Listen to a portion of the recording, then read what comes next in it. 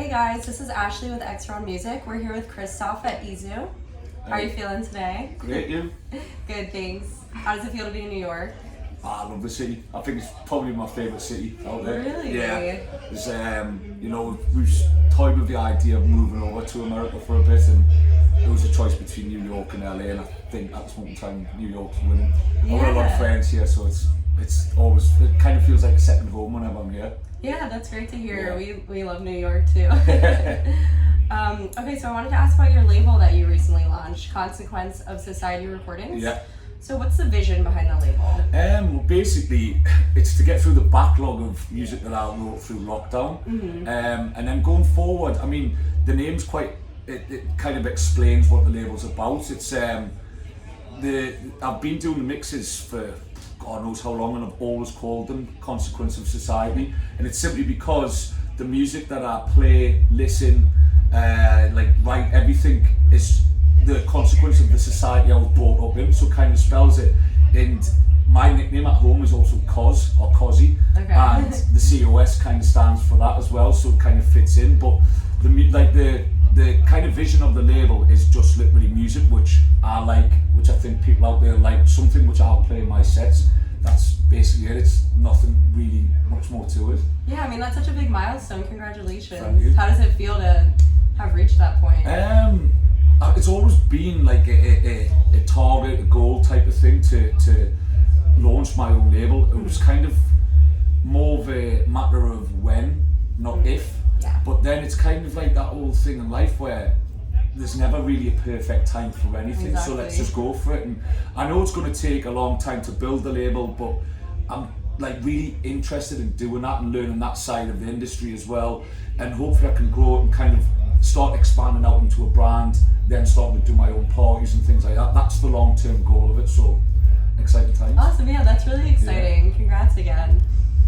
So there's been some talk about your Stranger Things inspired ID. I wanted to ask, and you sampled the voice of Vecna, right? Yeah, that's on one of them, yeah. Like, what was the creative process behind that? Like, how did you even come to that? I really don't know. I always do like weird things. I've done like a few tracks in the past. Sorry, where I've sampled like Bane of Batman and stuff like that, and I do it to kind of see if anybody else picks up on it type of thing.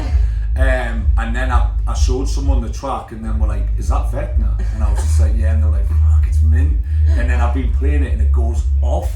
So when I played at Tomorrowland, and it went off, and then everyone's been asking about it. So I get bored at times in the studio, and I just think I'm going to throw something really like a curveball in there and just see if anyone picks up on it, and just kind of write it as a tool. But now it's kind of like got to the point where everyone's wanting it released, and I'm like, I don't even know where to start on getting away with using that sample. But I suppose I could actually just record myself saying it, but it's not really the same as Vecna, is it? So You think you might play it tonight? I will. Across one of the two gigs, I would imagine. So I think probably at the festival, Cool. I think the festival's probably going to be a bulk of my own stuff. I seem to be doing that quite often at festivals now, and then Mirage, I don't know, I'll just see how I feel when I get up there, I think. Yeah, well, we're really excited for your set tonight. Yeah, it's going to be fun.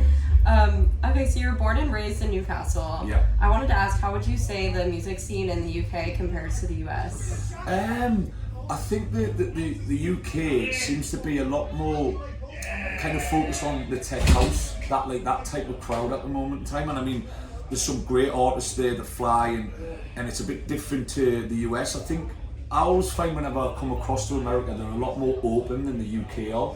I don't really know what it is. I think it's that they're there, and that they're more kind of, okay, we're watching you as a DJ, so you tell us what you're about. While in the UK, it's more like they want to hear specific tracks from that artist, or specific tracks which are out there. And if you're an artist which doesn't actually play what them are into fully, you can see that they're just waiting around for the next DJ to come on. Do you know, So they're picky. Yeah, no, it's that's just the British way. I think we just love to moan about everything. So That makes sense. So in your opinion, where do you think the future of house and techno music are headed? I've been saying it for years, but I think it's going to become more melodic. I think that's because that's where I am, and I'm kind of hoping it does come round. But I mean, music is kind of similar to fashion. It's just does go round in a circle, do you know, like, and you'll see people, I mean, if you look at the top guys at the minute in the industry, the Guettas and stuff like that, they're more sampling tracks from the early 2000s now. Yeah. You know what I mean? It's just what happens in music.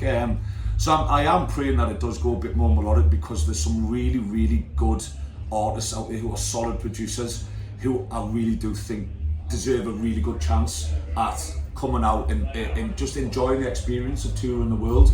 But because the progressive, the melodic side of things, I know there's melodic house and techno coming through, which is the Afterlife stuff, that's doing really well, and like their crew are smashing it.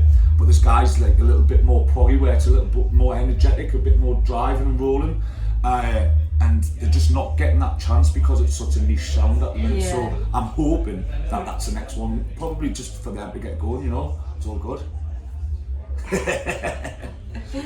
Can you think of a couple of those artists that you were saying that? There's one outside there, he's Michael Anthony, he's really, really good. He's a local guy from New York. You know, I've got a guy at home who I'm doing a couple of collabs with called Ads, he's really good. There's another guy at home, Laid Bear.